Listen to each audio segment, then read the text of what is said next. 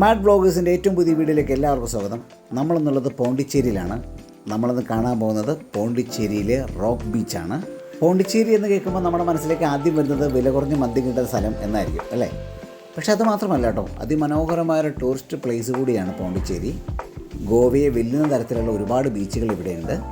ഞങ്ങൾ ഇന്നലെ ഇവിടെ സ്റ്റേ ആയിരുന്നു കേട്ടോ, ഇതിനടുത്തുള്ള ഒരു ഹോട്ടലിൽ. ഇന്ന് എനിക്ക് അരമണിക്കൂറോളം ഫ്രീ ടൈം കിട്ടിയപ്പോൾ ഞാൻ ഈ ബീച്ചൊന്ന് കാണാൻ വന്നതാണ്. അപ്പോൾ ആ കാഴ്ചകളൊക്കെ നിങ്ങളെയും കൂടെ കാണിക്കാമെന്ന് വെച്ചു. ബീച്ചിൻ്റെ ഈ ഭാഗം ഇച്ചിരി ആഴം കൂടി ഏരിയയാണെന്ന് തോന്നുന്നു. സ്വിമ്മിംഗ് പ്രൊഹിബിറ്റഡ് എന്ന് എഴുതി വെച്ചിട്ടുണ്ട്. 1954 വരെ പോണ്ടിച്ചേരി ഫ്രഞ്ചുകാരുടെ കയ്യിലായിരുന്നു.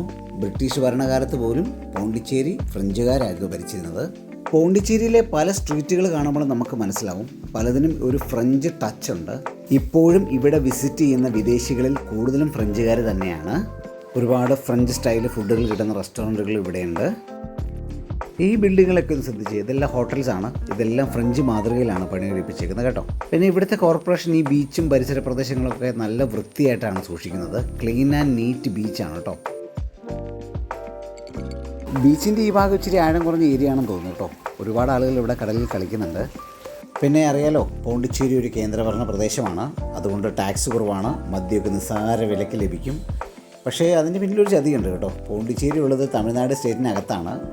ഇവിടെ നിന്ന് വാങ്ങുന്ന മദ്യം ഇവിടെ തന്നെ കുടിച്ച് തീർക്കണമെന്നാണ് കേട്ടോ. ആ മദ്യം വെച്ച് ഇപ്പോൾ നമ്മൾ പുറത്തേക്ക് പോയാൽ, അതായത് തമിഴ്നാട് പോലീസിനെ കൊണ്ട് ഭയങ്കര ശല്യമാണ് കേട്ടോ. നമ്മൾ പോകുന്ന വഴിക്കൊക്കെ ഭയങ്കര ചെക്കിങ്ങാണ്. നമുക്ക് എന്താ പറയുക, പോണ്ടിച്ചേരിയിൽ നിന്ന് പുറത്തേക്ക് വരുമ്പോൾ 2 ചെക്കിംഗ് ഉണ്ട് കേട്ടോ. അതായത് പോണ്ടിച്ചേരിയുടെ എല്ലാ ബോർഡറിലും ചെക്ക് പോസ്റ്റുകൾ ധാരാളമുണ്ട്. അതെല്ലാം തമിഴ്നാട് സർക്കാരിൻ്റെയാണ്. ഉറപ്പായിട്ടും മറ്റ് സ്റ്റേറ്റ് വണ്ടികളെല്ലാം അവർ ചെക്ക് ചെയ്യും. കേരള രജിസ്ട്രേഷനൊക്കെ എപ്പോൾ പിടിച്ചെന്ന് ചോദിച്ചാൽ മതി. അപ്പം ഇവിടുന്ന് മദ്യം വാങ്ങുമ്പോൾ നമ്മൾ ഇവിടെ തന്നെ കുടിച്ച് തീർക്കാൻ ശ്രമിക്കുക.